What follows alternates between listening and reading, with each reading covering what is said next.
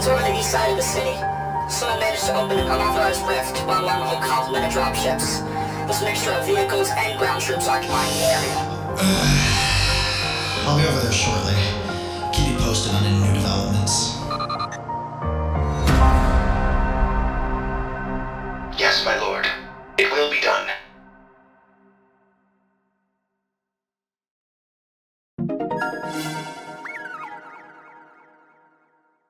Hey guys, Matt Money here, and welcome back to another installment of Plastic Instruments Monthly. With the fall season now in full swing and Halloween already fast approaching, let's take a look at what you all have been up to this last September. We've got quite the exceptional spread of customs today, with a healthy blend of old and new names, as well as lots of impressive accomplishments further down the line. So, without any further delay, let's jump straight into it. Let's start off by going through all the artists who dropped only single songs during September, beginning with a legendary name, TSMB2. He released Doomsday Project right at the tail end of the month.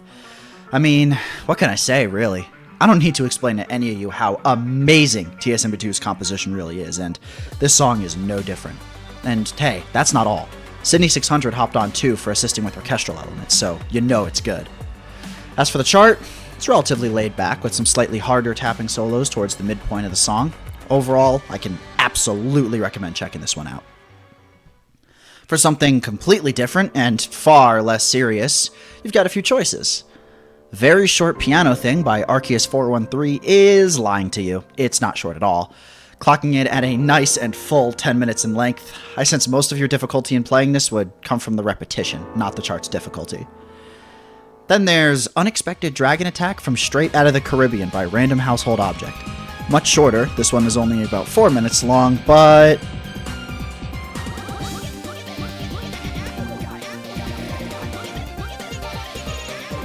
it brings its own quirks to the table.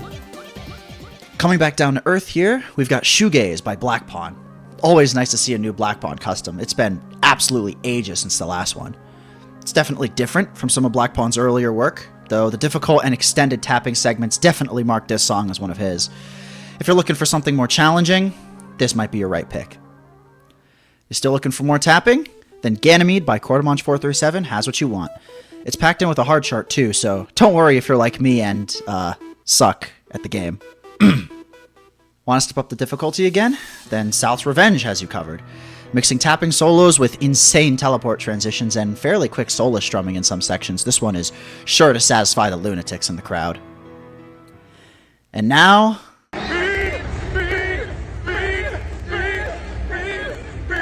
Fiend VGH by Slide Whistle. It walks the difficulty back a bit relative to South's Revenge, but the consistent tapping gauntlet this chart presents make it another great choice for those seeking a challenge. And we'll end off our single releases with NATO, who dropped Novo Mundo.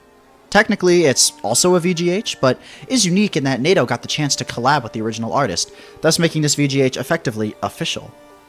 I'm sure I sound like a broken clock by now, but expect a challenging set of tappy solos throughout the chart. That, and expect vocals from the original artist, too. Moving on to our multi-releases for the month, let's get started with 3. Keeping the VGH train going, we've got Ultimate Destruction VGH, as well as a remix of Stalemate.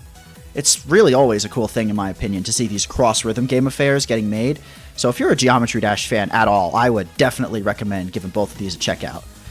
As long as you think you can handle the charts. As expected from 3, these do not hold back on the difficulty. Next up, Nari. Now technically, Nari didn't release anything new in September, but he did drop 2 songs in August, which I forgot to mention last video, so here we are. They are Intoxicator Blackout and Antihuman. Intoxicator Blackout, yeah, what the fuck, Nari, will murder your fingers without drunk mode and a healthy dose of autoclon, whereas Antihuman is much more reasonable, but still sports a very hard collection of tapping sections sure to test your speed and stamina. Moving along here, we've got Wasted CH, who also dropped 2 songs with Crucifixion and Null. Crucifixion is, and I quote, "if sounds like swings had an autistic little cousin." A surprisingly apt designation, given the chart. Null, meanwhile, brings the difficulty down a little bit.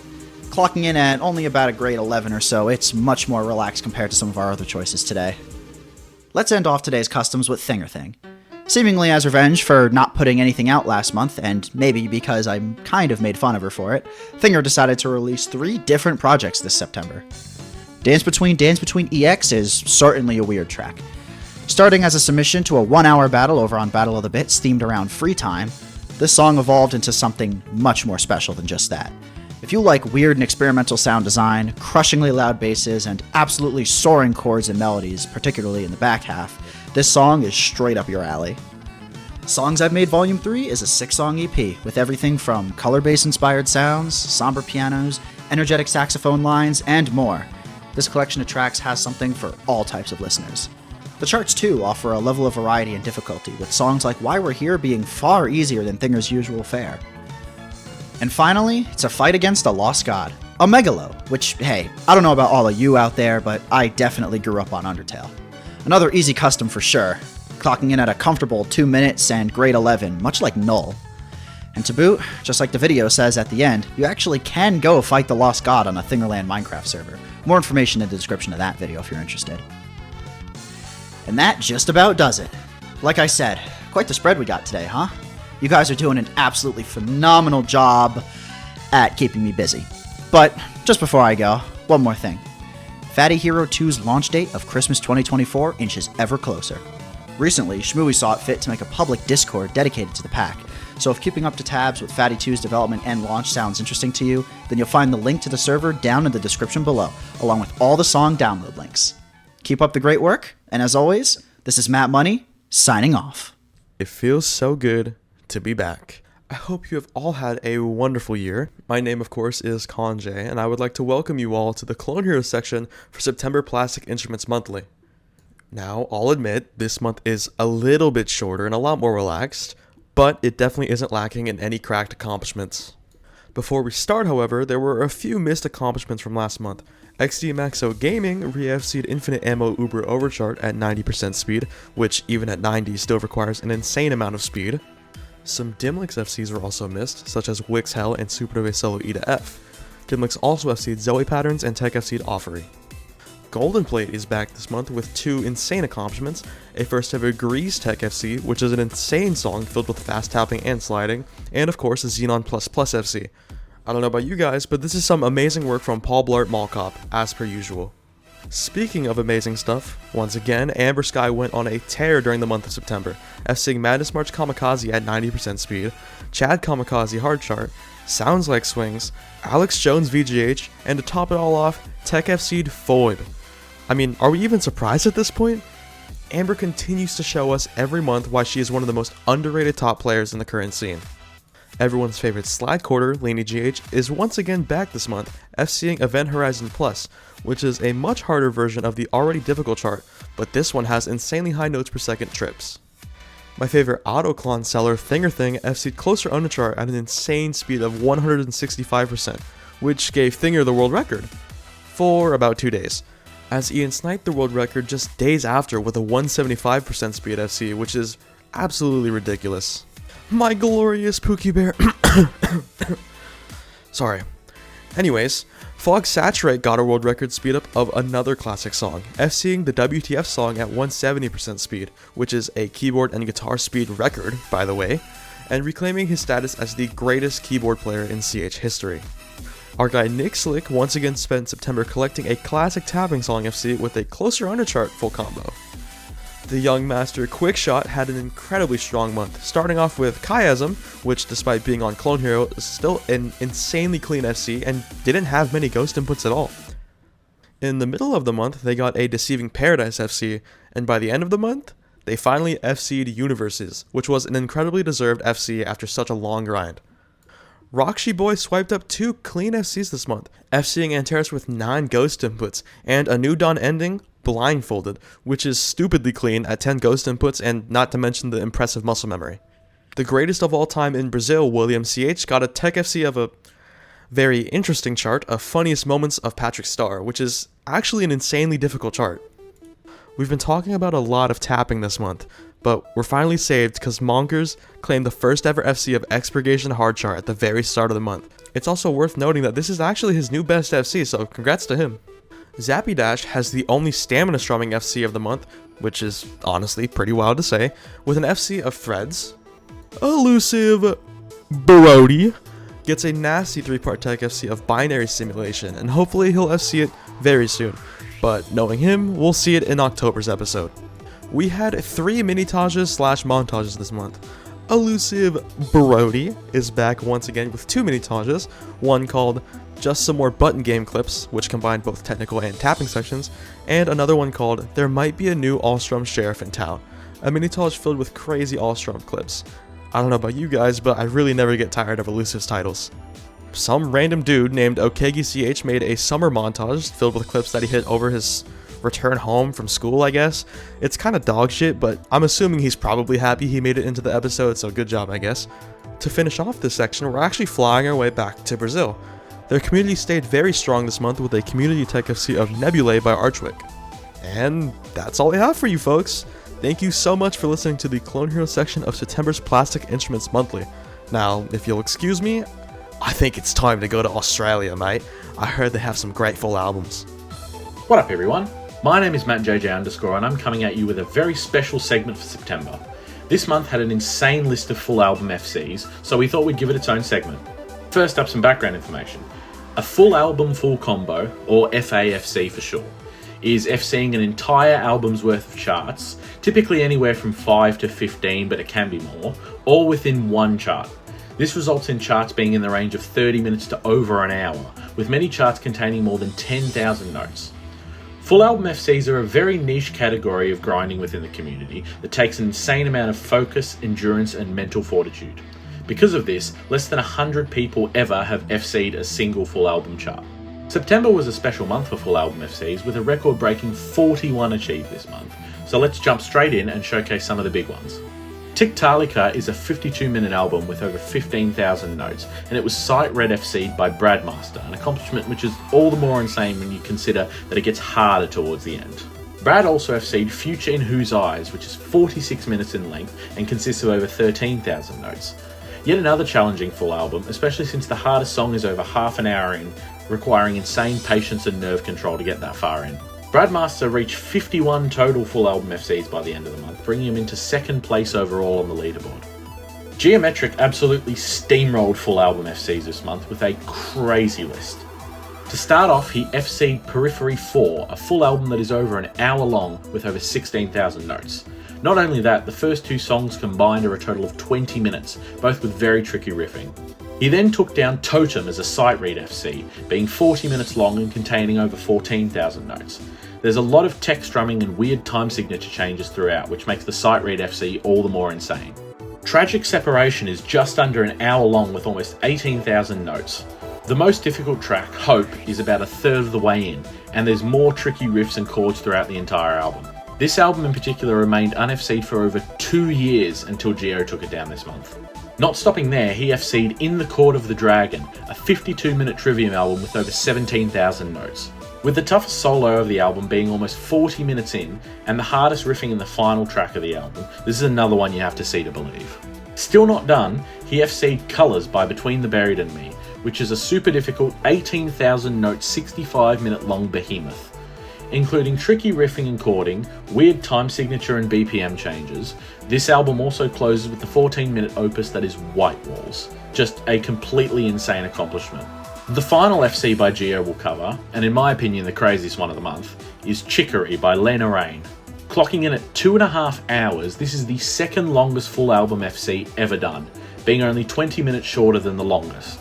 It has 18,000 notes, with its hardest sections being well over an hour in.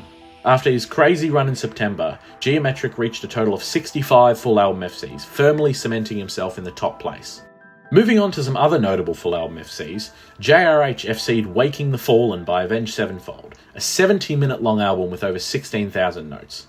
The difficulty of this one is very heavy towards the end, with a batshit solo in I Won't See You Tonight Part 2, and the final solo in And All Things Will End being nothing to scoff at either. Nice work, dude. Atomic got a nice short full album FC this month. While only being 20 minutes long and containing a little over 4,000 notes, it still is a very chaotic full album with some difficult sections scattered throughout. Lilith Sight Read FC'd The Price of Existence by All Shall Perish, a 43-minute album jam-packed with text drumming, trills, chords, and endurance drumming. Quite an impressive feat, making the sight read all the more insane. Darkwolf somehow got 3 full album FCs back to back to back this month, an absolutely ridiculous feat. He sight read FC'd The Damnation Game by Symphony X, then got Paint the Sky with Blood by Bodom After Midnight and Something Wild by Children of Bodom, all in a row, one after the other. With these 3 albums summing to an hour and a half of gameplay, this is a very impressive feat, given that every single album includes some very tricky solos and strumming. The community has been hard at work, and there are several other accomplishments that we couldn't talk about in the interest of time, otherwise this section alone would be like 20 minutes long. Just know that the scene for these kinds of FCs is alive and well, and massive congrats to every single person who got a full album FC this month. That's about all for this segment showcasing the full album FCs for September. A huge thank you to Brad Master who helped compile all this information for us. And of course, please make sure you show some love to the homies who are out there putting in all the effort into grinding out these crazy long charts. See you in a moment for the Yarg segment. Hello again everyone, welcome back to the Yarg segment of Plastic Instruments Monthly. Let's jump straight into September's accomplishments. First up we have Rakshi Boy, who nabbed an FC of A Tale of Magic by Rhapsody of Fire on the default engine, which is really impressive. This man continues to impress me with his cleanliness every upload, so keep at it dude. Next up we've got another Yarg montage from Send It, with Shredding on Yarg, Ascension 2. All of these No Ghost clips are absolutely fucked in one way or another, and I wholly recommend checking this one out in full. Computer Dude was once again on the Pro Keys grind, banging out a ton of FCs this month, such as Boring by Assertive Fluttershy, I Don't Want to Talk by Carter Vale, and All of a Sudden by Amaric, just to name a few. Keep up the good work smashing out those FCs. Finally, V0.13 has been pushed onto Nightly and is now available for public testing. This build includes Pro Keys support, as well as a bunch of performance improvements and smaller quality of life upgrades, so make sure to update your Nightly build if you can't wait for the full release. That just about brings me to the end of my segments. I've been MattJJ_, and I'll see you all next time. What's up guys, we're going to be covering this month's console scene in September 2024. Starting off with some GH3 DLC, GH Guy got an FC of Soothsayer, a chart that screams, what if Buckethead wrote 1 instead of Metallica? A very long build-up and a brutally fast solo. Switching instruments to bass, a wise moose finally decided to take a crack at playing the boring guitar with open notes charts in the series. The GH Bass Gauntlet features every game from Guitar Hero World Tour to Warriors of Rock, as well as having some sub-goals for more content.